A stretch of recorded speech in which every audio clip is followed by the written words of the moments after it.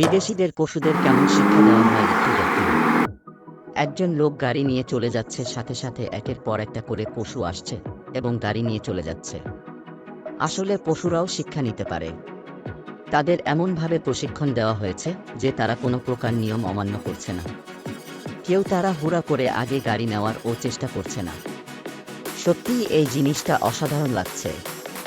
রাস্তায় চলার সময়ও সারিবদ্ধভাবে লোকটার পিছনে লোকটাকে অনুসরণ করছে। ছোটবেলায় বাচ্চাদের শিক্ষা দিলে যেমন তারা তাদের শিক্ষকদের অনুসরণ করে, ঠিক তেমন দৃশ্যপট বাচ্চা যখন বড় হয় তখন কিন্তু সেই শিক্ষককেই চিনে না। একটু অপেক্ষা করলে কিন্তু ভিন্ন চিত্রপট দেখতে পাবেন পশুদের বেলায়ও। খানিক দূর লোকটাকে অনুসরণ করে গেলেও তারপর কিন্তু সবাই আগে যাওয়ার চেষ্টা করছে। আসলে এটাই পৃথিবীর নিয়ম, কাউকে যদি কিছু শেখানো হয় পরে যিনি শিক্ষা দিয়েছেন তাকেই ভুলে যায়। তবে সবার বেলায় যে এক রকম হবে এটা কিন্তু ঠিক না। যেমন কিছু কিছু পশু তার গুরুকে অনুসরণ করছে। তাই আমাদের সকলের উচিত আমাদের গুরুদের সম্মান করা এবং তাকে সবসময় বড় চোখে দেখা।